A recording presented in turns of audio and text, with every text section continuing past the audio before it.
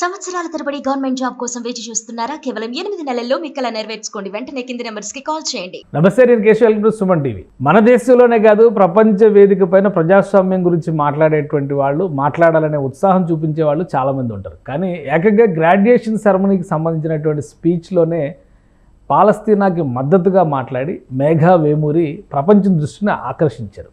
So ఎంఐటీలో జరిగినటువంటి ఈ ఈవెంట్లో ఆమె మాట్లాడిన మాటలు, ఆ తర్వాత పరిణామాలు, చివరికి ఆమెను స్టూడెంట్ లీడర్గానే కాదు, డిప్లొమా తీసుకునేందుకు కూడా బ్యాన్ చేసినటువంటి పరిస్థితి వచ్చింది. అసలు మేఘా వేమూరి ఎందుకు ఇలా మాట్లాడాల్సి వచ్చింది? ఇజ్రాయెల్ పాలస్తీనాకి సంబంధించినటువంటి వివాదం దశాబ్దాలుగా కొనసాగుతున్న నేపథ్యంలో అమెరికన్ యూనివర్సిటీస్లో విద్యార్థుల మనోభావాలు ఏ విధంగా ఉన్నాయి? దీన్ని విశ్లేషించేటువంటి ప్రయత్నం చేద్దాం. మనతో పాటు అమెరికా నుంచి జాయిన్ అవుతున్నారు సాయి శ్రీనివాస్ గారు, లా స్టూడెంట్, అలానే అక్కడ లాకి సంబంధించి రీసెర్చ్ అసిస్టెంట్గా కూడా వర్క్ చేస్తున్నారు. సాయి శ్రీనివాస్ గారు నమస్తే. సార్ నమస్తే సార్. సాయి శ్రీనివాస్ గారు, ఏంటి ఈ ఉదంతం? మేఘా వేమూరి మాట్లాడిన తర్వాత ఆ తర్వాత పరిణామాలు ఇవన్నీ చూస్తే, పైగా తెలుగు అమ్మాయి, తెలుగు నేటివిటీ, తెలుగుకి సంబంధించినటువంటి మూలాన్ని ఉన్నటువంటి వ్యక్తి, అక్కడ సిటిజన్ అయినప్పటికీ కూడా అందరిలో కూడా ఆసక్తి ఉంది. ఎందుకు అలా మాట్లాడాల్సి వచ్చింది? అసలు ఎంఐటి అంటే ఒక ప్రతిష్టాత్మకమైనటువంటి సంస్థ, అక్కడ ఒక స్టూడెంట్ వింగ్కి లీడర్గా ఉన్నటువంటి వ్యక్తి ఇలా ఎందుకు ప్రవర్తించాల్సి వచ్చింది? దీని గురించి ఏమైనా అనలైజ్ చేయగలరా? సార్ ఏం లేదు సార్, సింపుల్ ఏమైందంటే మే 2025 డేటా ప్రకారం ఇజ్రాయెల్ పాలిస్తాన్ ఇష్యూ వల్ల ఆల్మోస్ట్ 56,000 మంది చనిపోయారండి సార్ గాజాలో.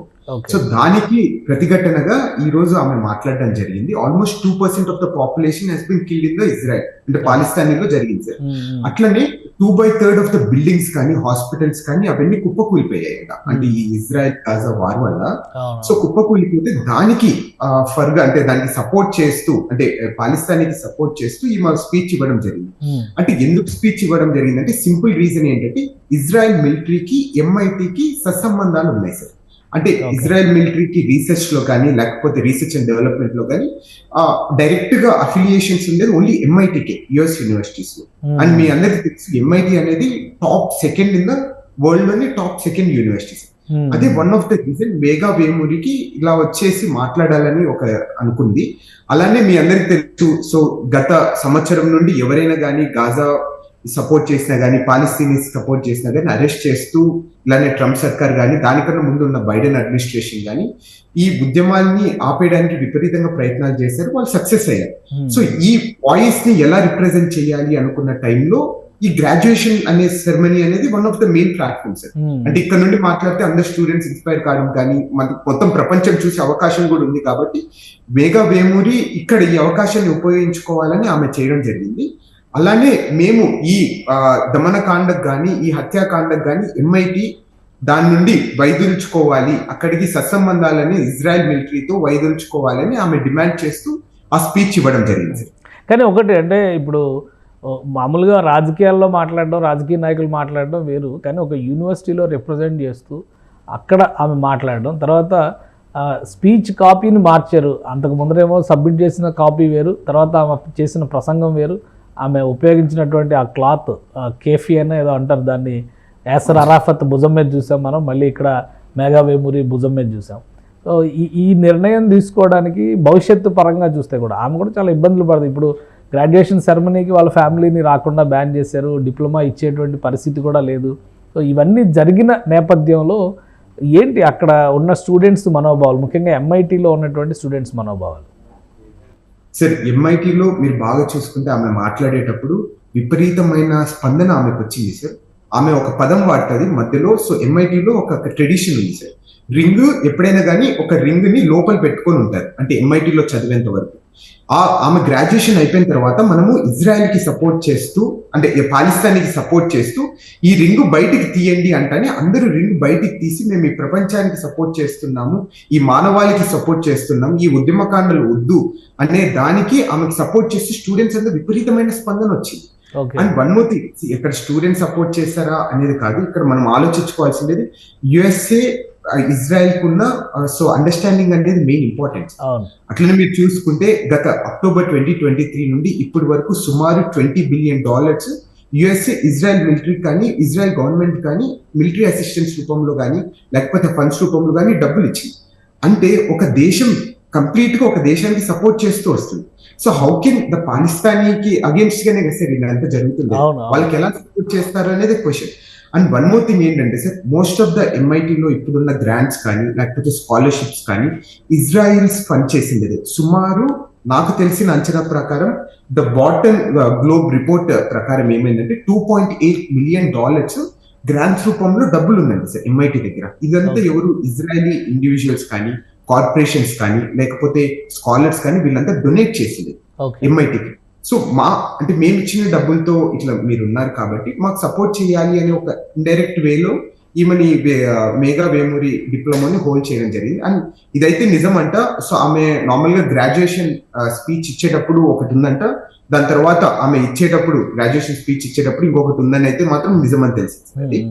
సో అంటే చర్యలు ఏ విధంగా ఉండొచ్చు? ఇప్పుడు గ్రాడ్యుయేషన్కి అదే ఆమెకి సంబంధించినటువంటి డిప్లొమాని హోల్డ్ చేసి ఉండొచ్చు, ఫర్దర్గా ఏముండొచ్చు. ప్లస్ తెలుగు మూలాలు ఉన్నటువంటి వ్యక్తి కాబట్టి అక్కడ సిటిజన్షిప్ కానీ తనకేమన్నా ఇంకా ఇతరత్ర ఇబ్బందులు, ఎందుకంటే ఆల్రెడీ అమెరికా గవర్నమెంట్ ఓపెన్గానే చెప్తుంది అటు ఉక్రెయిన్ని సపోర్ట్ చేస్తున్నారు, ఇటు ఇజ్రాయెల్ని సపోర్ట్ చేస్తున్నారు. ఇప్పుడు ప్రపంచవ్యాప్తంగా రెండు అత్యంత ప్రమాదకరమైనటువంటి యుద్ధ భూములుగా కనిపిస్తున్నటువంటి ప్రాంతాలు. ఈ రెండింటిలో కూడా ఒక clear cut stand American government తీసుకుని ఉంది. సో ఈ టైంలో ప్రజాస్వామ్యవాదుల పేరిట వీళ్ళు చేసేటువంటి ప్రసంగాలు కానీ వీళ్ళ చర్యలు కానీ దేశద్రోహం కింద కూడా వచ్చేటువంటి ప్రమాదం ఉంటుంది కదా. సో అక్కడ రియాక్షన్స్ ఎలా ఉన్నాయి? సో దేశద్రోహం కిందకైతే ఇది తీసుకొని రాలేదైతే బాగా నమ్మకంగా ఉంది. ఇది కంప్లీట్ గా freedom of speech sir. And one more thing ఏంటంటే ఆమె మీద సిటిజన్షిప్ మీద కానీ ఏ ప్రభావం అయితే ఏమి ఉండదని నేను అనుకుంటున్నాను. సిటిజన్షిప్ అనేది న్యాచురల్ రైట్ సార్. అది ఎవరే కానీ మన దగ్గర నుండి తీసుకొని పోయే హక్కు కానీ ఏ దేశానికి కానీ ఏ రాజ్యానికి కానీ ఎవరి దగ్గరే కానీ ఉండదు. ఒకసారి భారతదేశం అయినా కానీ అట్లానే అమెరికా అయినా ఎక్కడ పుట్టినా కానీ అది న్యాచురల్ రైట్. అంటే నీ దగ్గర నుండి తీసుకొని పోయే హక్కు అది సిటిజన్షిప్ ఒకటి. దాన్ని మటుకు ఏం చేయలేదు. డిపోర్టేషన్కి వస్తే సిటిజన్స్ ని డిపోర్ట్ చేస్తారా లేదా అనేది సో మనందరికీ తెలిసిందే. రీసెంట్ గా ఒక చిన్న రిమార్క్ చేశారు. ఒకవేళ సిటిజన్స్ కానీ ఏదైనా చిన్న మిస్టేక్ చేసినా కానీ లేకపోతే దేశద్రోహం కానీ లేకపోతే ఏదైనా టెర్రరిస్ట్ ఆర్గనైజేషన్ సపోర్ట్ చేస్తున్నారని కానీ సో మేము డిపోర్ట్ చేసే రైట్ మా దగ్గర ఉందని కూడా ఇండైరెక్ట్ గా యుఎస్ గవర్నమెంట్ చెప్పడం జరిగింది. అంటే ఒక చట్టాలు ఏం చెప్తున్నాయి? ఎందుకంటే ఆమె తెలుగు మూలాల నుంచి వెళ్ళినటువంటి వ్యక్తి క్లియర్గా కనిపిస్తుంది. అది అంటే మేబీ వాళ్ళ ఫాదర్ వాళ్ళు సిటిజన్షిప్ సంపాదించుకొని ఉంటారు, అక్కడ పుట్టిన తర్వాత సిటిజన్షిప్ న్యాచురల్ సిటిజన్షిప్ ఆమెకి వచ్చి ఉంటుంది. సో ఇలాంటి కండిషన్స్లో చట్టాలు ఏమైనా ప్రత్యేకంగా ఉన్నాయా? అమెరికన్ బార్న్ సిటిజన్స్గా వీళ్ళని గుర్తించినప్పటికీ కూడా వాళ్ళ పేరెంట్స్ వాళ్ళ మూలాలను బట్టి చర్యలు తీసుకోవడానికి ఏమైనా అవకాశాలు ఉన్నాయా? ఇప్పుడు న్యాచురల్ సిటిజన్షిప్ బై బర్త్ మీద కూడా ఎగ్జిక్యూటివ్ ఆర్డర్స్ ఇచ్చారు కదా ట్రంప్. సో మార్పులు వీళ్ళు వలసవాదులుగా వచ్చి ఇక్కడికి వచ్చి ఈ వేర్పాటువాదాన్ని ప్రోత్సహిస్తున్నారనో లేదా దేశానికి వ్యతిరేకమైనటువంటి చర్యలకు పాల్పడుతున్నారనో మళ్ళీ ఇంకొక చర్య తీసుకోవడానికి అవకాశం ఉండొచ్చు కదా. సో అసలు చట్టం ఏం చెప్తుంది? ఒక లా స్టూడెంట్గా లా రీసెర్చర్గా మీరు ఏం చెప్తారు? సార్ చట్టం ఏం చెప్తుందంటే సార్, ఒక సిటిజన్ తప్పు చేస్తే మహా అంటే ఏం చేయగలరు? సో అకార్డింగ్ టు ది ఎక్కడ తప్పు చేసింది విత్ ఇన్ ద ప్రిమిసెస్ యూనివర్సిటీలో తప్పు చేసింది కాబట్టి ఆమెకు డిసిప్లినరీ యాక్షన్ తీసుకుంటారు. అంతకు మించి వేరే అదర్ యాక్షన్ తీసుకునే రైట్ కానీ హక్కు కానీ ఏ గవర్నమెంట్ కానీ ఏ యూనివర్సిటీ కానీ ఏముండదు. మహా అంటే ఏం చేస్తారు, యూనివర్సిటీ సర్టిఫికేట్ ని విత్హోల్డ్ చేస్తారు తప్ప అంతకన్నా ఏం చేయలేదు. చట్టపరంగా శిక్షించడానికి కానీ జైలు శిక్ష పెడతానికి కానీ అలాంటి అవకాశం లేదు. ఎందుకంటే ఇండియాలో ఆల్రెడీ ఒక ఇష్యూ నడుస్తుంది, శర్మిష్ఠా పనోలి అని చెప్పని సోషల్ మీడియా ఇన్ఫ్లుయెన్సర్ ఒక కామెంట్ పాకిస్తాన్కి వ్యతిరేకంగా చేసింది. అందులో మతపరమైనటువంటి అంశాలు కూడా వచ్చినాయి కొన్ని. ఆమెను వెంటనే అరెస్ట్ చేశారు, లోపల పెట్టారు, రిమాండ్ పంపించారు, 14 రోజులు రిమాండ్ కూడా పంపించారు. సో అసలు అమెరికా చట్టాలు ఏం చెప్తున్నాయి? ఇలాగా ఫ్రీడమ్ ఆఫ్ ఎక్స్ప్రెషన్ లేదా దేనికైనా కానీ స్వేచ్ఛగా మాట్లాడవచ్చు అనేటువంటి ఉద్దేశంతో ప్రభుత్వానికి సంబంధించి ప్రభుత్వ విధానాలకు సంబంధించి వ్యతిరేకంగా మాట్లాడితే అమెరికాలో చట్టాలు ఏం చెప్తున్నాయి? సార్ అక్కడ క్లియర్ గా సో ఆమె ఎక్కడే కానీ వైలెన్స్ ని కానీ లేకపోతే ఏదైనా హత్యాకాండాలు చేయండి ఇట్లా ఉద్యమాలు చేయండి అనేది ఎక్కడే కానీ ఎంకరేజ్ ఆమె స్పీచ్ లో కానీ ఎక్కడ లేదు. ఆమె ఖండిస్తూ మాట్లాడింది తప్ప ఎక్కడే కానీ వైలెన్స్ ని ప్రొవోక్ చేసే కానీ వైలెన్స్ ఇన్సైట్ చేసే పరంగా ఎక్కడ లేదు. కాబట్టి ఆమెకి ఏదో కానీ ఈ సెడిషన్ కానీ రాజద్రోహం కానీ ఏం వర్తించదని నేను అనుకుంటాను. అండ్ వన్ మోర్ థింగ్ ఏంటంటే ఆమె ఫ్యూచర్ స్టడీస్ కి తప్పకుండా ఇదైతే ఒక గాయం మచ్చగా ఉంటుంది తప్ప సో ఆమెనైతే ఏం చేసుకోలేరని అయితే నేను అనుకుంటున్నాను sir. And with respect to the citizenship so ఆమె సిటిజన్ కాబట్టి మహా అంటే సో మేబీ లైక్ ఫ్యూచర్ లో ఎప్పుడైనా జైలు పంపిస్తారు తప్ప అంతకన్నా వేరే యాక్షన్ తీసుకునే రైట్ అయితే ఏం లేదు. డిపోర్టేషన్ అనేది సిటిజన్స్ ని చేయకూడదు, అది క్లియర్ గా యుఎస్ సుప్రీం కోర్ట్ డిఫరెంట్ సందర్భాలలో కూడా చెప్పడం జరిగింది sir. I think we don't need to worry as of now. Right. అలానే ఇప్పుడు మేఘా వేమూరి రియాక్షన్ ఏంటి అసలు? ఆమె బ్యాక్గ్రౌండ్ అంటే ఫ్యామిలీ పరంగా కానీ, లిటరేచర్ పరంగా కానీ, ఆమె స్టడీస్ పరంగా కానీ ఈ టైప్ ఆఫ్ ఎక్స్ప్రెసివ్ మెంటాలిటీ ఉండడానికి కారణం ఏంటి? ఏమైనా స్పెసిఫిక్ రీజన్స్ ఉన్నాయా దానికి? సో ఆమె 2021లో హై స్కూల్ కంప్లీట్ అయింది సార్. అట్లనే సో అండర్ గ్రాడ్యుయేషన్ వచ్చేసి ఎంఐటీలో చదివింది, అంటే computer science, neuro science and linguistic మీద. ఈ లింగ్విస్టిక్ అనేది మెయిన్ ఇంపార్టెంట్ థింగ్ సార్. ఆమెకి ఎంఐటీలో ఒక స్టూడెంట్ గ్రూప్ ఉంది. So that's called revolutionary, return revolutionary అంటారంట దాంట్లో. సో నార్మల్ గా అది యాంటీ ఇంపీరియలిస్టిక్ కి లేకపోతే రెవల్యూషనరీ థాట్స్ కోసం ఆమె ఎక్కువ వర్క్ చేస్తున్నారు. అంటే ఇప్పుడు మామూలుగా మీరు అందరూ చూసిన ఉస్మానియాలో కానీ, ఈ తెలంగాణ ఉద్యమం, ఈ కమ్యూనిజం ఐడియాలజీస్, అంటే ఈ బూర్జువా వ్యవస్థ ఉండకూడదు అనే ఆ స్టూడెంట్ గ్రూప్ లో ఈమె మెయిన్ మెంబర్స్.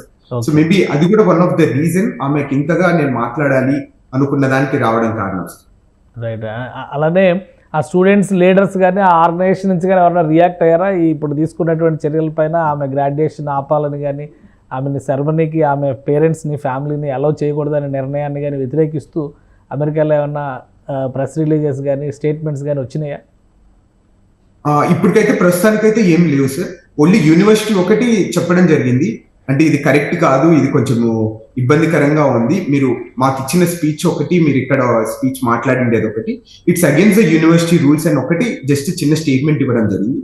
ఎక్కడే కానీ మేఘా వేమూరి ఇట్లా పాకిస్తాన్ సపోర్ట్ చేస్తా లేకపోతే ఇజ్రాయెల్ కి అగేన్స్ట్ గా మాట్లాడిందని ఎక్కడ చెప్పలేదు. And one more thing sir, ఇక్కడ మనం మెయిన్ గా ఫోకస్ చేస్తుండేది ఎందుకంటే ఆమె ఇండియన్ కాబట్టి, సో ఆమె మనకు అవుట్రేజ్ ఎక్కువగా ఉంది ఇండియాలో. కానీ ఇలాంటి సందర్భాలే వివిధ యూనివర్సిటీస్ లో కూడా జరిగాయి. సో మీకు తెలుసు తెలీదు, న్యూయార్క్ యూనివర్సిటీలో కూడా ఒక డిప్లొమా స్టూడెంట్ కూడా ఇలానే మాట్లాడడం జరిగింది. సుమారు 56,000 మంది గాజా సిటిజన్స్ చనిపోవడం జరిగింది, అసలు అక్కడ ఎవరు లేరు, దాన్ని కాపాడాలి అని అతను న్యూయార్క్ యూనివర్సిటీలో కూడా మాట్లాడడం జరిగింది ఒక విద్యార్థి. అట్లనే జార్జ్ వాషింగ్టన్ లో కూడా సేమ్ ఇలాంటి సందర్భమే జరిగింది. ఇవంతా ఎందుకు సందర్భాలు జరిగిన తర్వాత ఎందుకు యూనివర్సిటీస్ అనేది విత్హోల్డ్ చేసుకుంటున్నాయంటే, one of the main reason ఏంటంటే ఇజ్రాయెల్ మిలిటరీ కానీ, ఇజ్రాయెల్ గవర్నమెంట్ అలానే ఇజ్రాయెల్ ఎంటిటీస్ కి అత్యంత సన్నిహితంగా ఉండేది యుఎస్ యూనివర్సిటీస్. ఇక్కడ ఉన్న స్కాలర్స్ కానీ, రీసెర్చర్స్ కానీ, ఇండైరెక్ట్ కానీ డైరెక్ట్ కానీ, సో ఇజ్రాయెల్ గవర్నమెంట్ కానీ, ఎంటిటీస్ కానీ సపోర్ట్ చేస్తూ వస్తున్నాయి. అందుకే one of the main reason universities కూడా చాలా త్వరగా రియాక్ట్ అవుతున్నాయి. Right. Thank you Sai Srinivas గారు విశ్లేషణ అందించినందుకు. ఇది అమెరికాలో యూనివర్సిటీలు, ఇజ్రాయెల్తో ఉన్నటువంటి సంబంధ బాంధవ్యాలు, వీటన్నిటి పరంగా చూస్తే కనుక ఇజ్రాయెల్ అమెరికా ఒక పాలసీగా పెట్టుకున్నటువంటి మైత్రి అక్కడ కొనసాగుతుంది. అయితే స్టూడెంట్స్ మాత్రం గాజాలో జరుగుతున్నటువంటి జెనోసైడ్ పైన గొంతెత్తుతూనే ఉన్నారు. ఆ క్రమంలోనే మేఘా వేమూరి మాట్లాడింది. ఆమె మాట్లాడింది ఎక్స్ప్రెషన్ ఆఫ్ ఫ్రీడమ్ కింద వస్తుంది తప్పితే దేశద్రోహం కింద కన్సిడర్ చేయడానికి అవకాశం లేదు. అలానే అక్కడ మానవతా సాయంగా స్పందించాల్సినటువంటి అవసరం ఉంది. పాలస్తీనా అనే దేశాన్ని తుడిచిపెట్టేసేటువంటి కుట్ర జరుగుతుంది అంటే పూర్తిగా ఇది మానవాళిని నిర్మూలించేటువంటి చర్యగా మేఘా వేమూరి మాట్లాడారు. ఆమె పైన కేవలం యూనివర్సిటీ చర్యలు తీసుకోవడానికి మాత్రమే అవకాశం ఉంది, కానీ లీగల్గా ఆమె సిటిజన్షిప్ కానీ, ఆమెకి ఇతర రకాలుగా ఇబ్బంది పెట్టడానికి కానీ అవకాశం లేదని సాయి శ్రీనివాస్ విశ్లేషిస్తున్నారు. ఇది స్పెషల్ డిస్కషన్.